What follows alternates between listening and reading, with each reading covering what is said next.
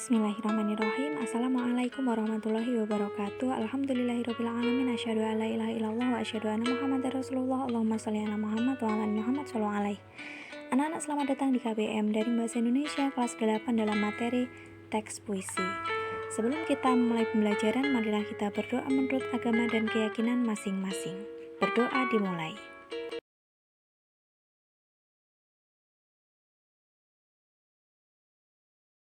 Berdoa selesai. Nah, anak-anak, kali ini kita akan membahas materi baru, yaitu puisi ya.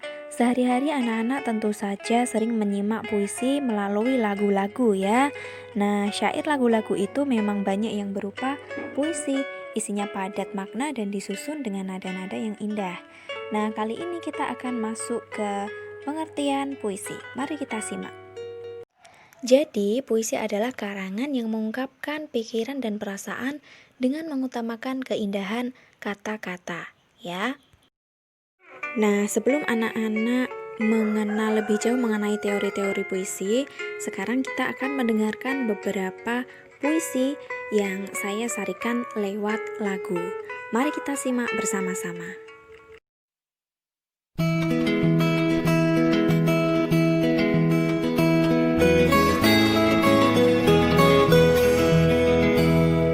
Waktu tergelincir sudah, tak hilang bayangan lembut jemarinya, menyeka deras air mata,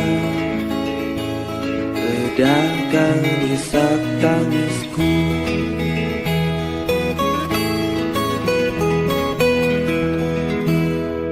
Canda nada ceritanya tak luput dari telinga dan menggema, mengusik derai duka lara, antarku melawan lelah. Hingga kisah yang tergores dan terujar di akalku, cukupkah lembaran cerita merekam kasih itu? Oh, oh, oh, oh, oh, oh.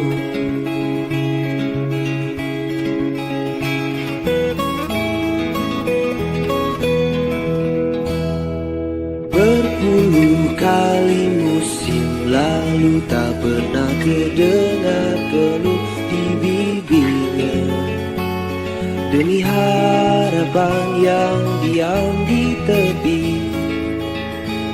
hingga nafas terhitung akhir.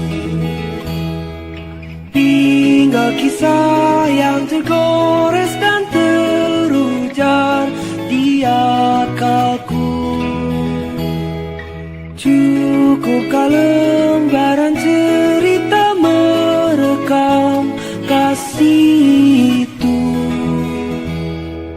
Mampukah berbait syair melantunkan rasa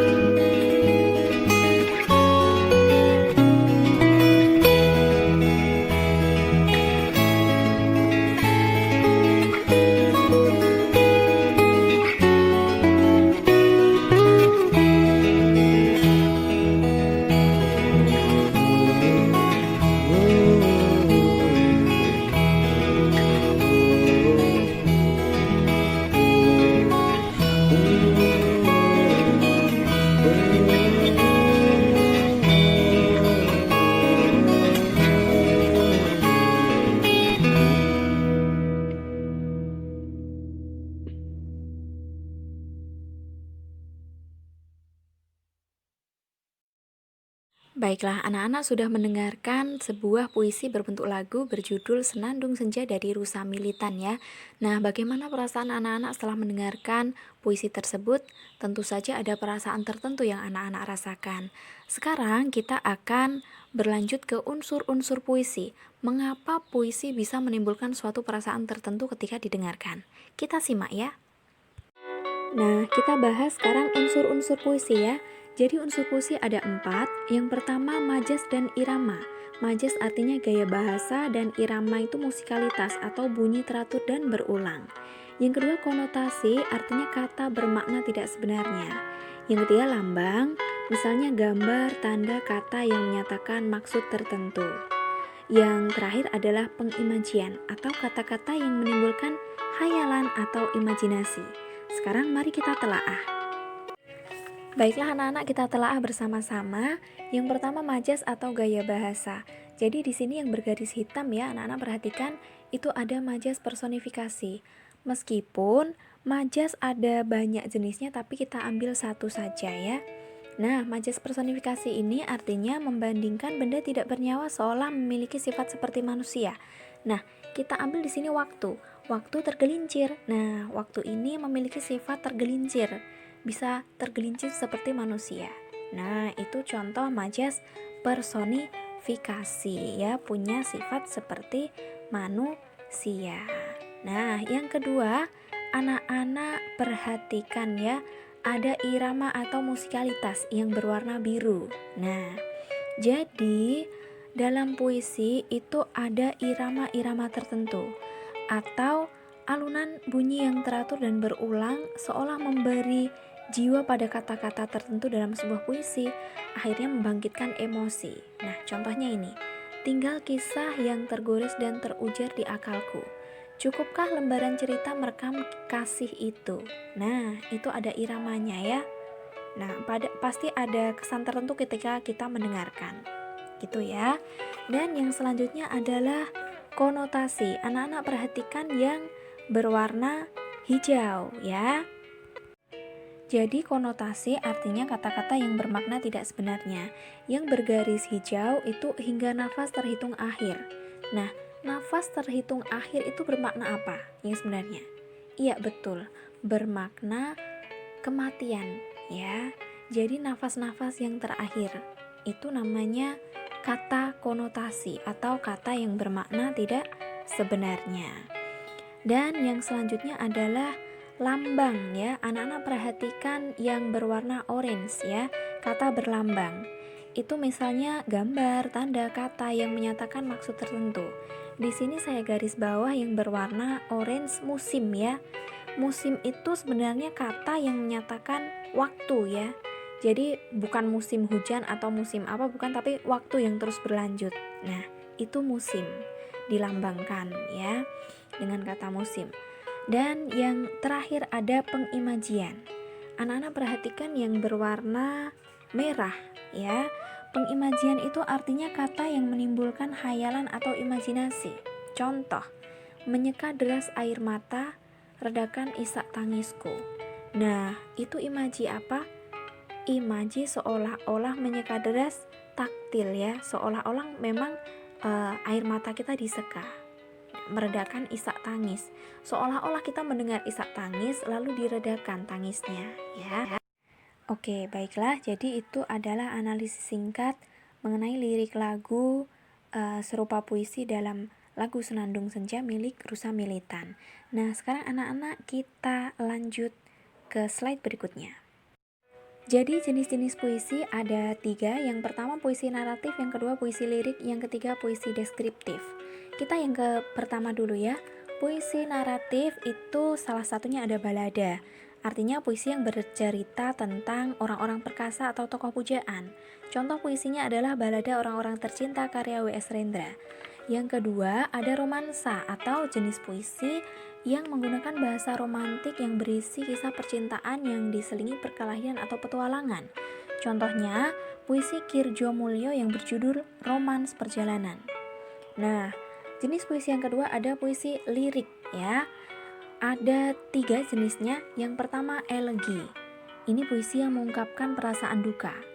Yang kedua ode. puisi yang berisi pujaan terhadap seseorang, suatu hal, atau suatu keadaan. Yang selanjutnya serenada, artinya sajak percintaan yang dapat dinyanyikan. Nah, contoh ode ini misalnya ode buat proklamator karya Leon Agusta, ya. Nah, selanjutnya ada puisi deskriptif. Ada dua jenisnya, yaitu satu puisi satire, yang kedua puisi kritik sosial. Satire ini biasanya mengungkapkan perasaan tidak puas terhadap suatu keadaan ya, namun caranya menyindir. Itu namanya satire. Dan yang kedua, puisi kritik sosial itu juga menyatakan ketidaksenangan penyair terhadap keadaan, tapi dengan membeberkan ketidakberesan keadaan itu, ya. Ada banyak contohnya. Mari kita simak sekarang ya puisi kritik sosial atau puisi satire berikut ini. Anak-anak pasti mengenalnya. Mari kita simak. Tanah Surga oleh Salman. Bukan lautan, hanya kolam susu, katanya. Tapi kata kakekku, hanya orang-orang kaya yang bisa minum susu. Kail dan jala cukup menghidupimu, katanya. Tapi kata kakekku, ikan-ikan kita dicuri oleh banyak negara. Tiada badai, tiada topan kau temui, katanya. Tapi kenapa ayahku tertiup angin ke Malaysia? Ikan dan udang menghampiri dirimu, katanya. Tapi kata kakek, awas, ada udang di balik batu. Orang bilang tanah kita tanah surga. Tongkat kayu dan batu jadi tanaman, katanya. Tapi kata dokter Intel, belum semua rakyatnya sejahtera. Banyak pejabat yang menjual kayu dan batu untuk membangun surganya sendiri.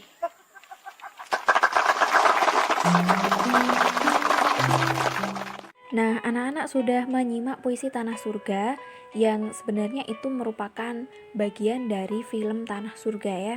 Anak-anak sudah pernah menonton?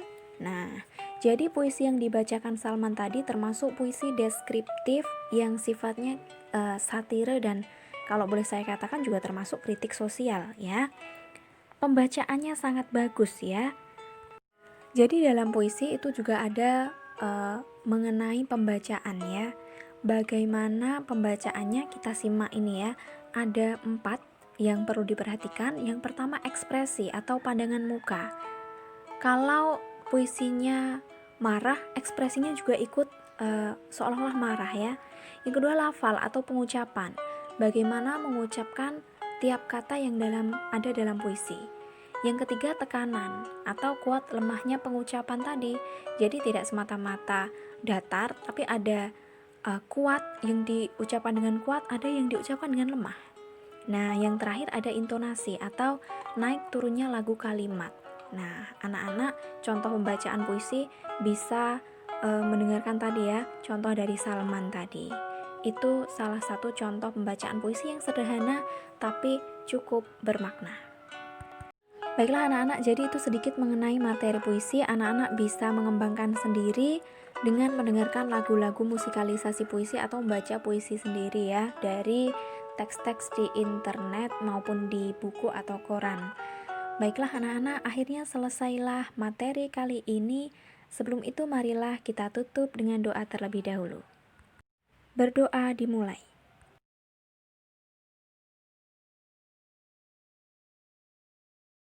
Berdoa selesai. Baiklah anak-anak, di rumah jangan lupa terus belajar. Saya akhiri KBM Daring dalam materi teks puisi kali ini. Saya minta maaf bila banyak kesalahan. Wallahul muwaffiq, wallahu a'lam bishawab. Wassalamualaikum warahmatullahi wabarakatuh.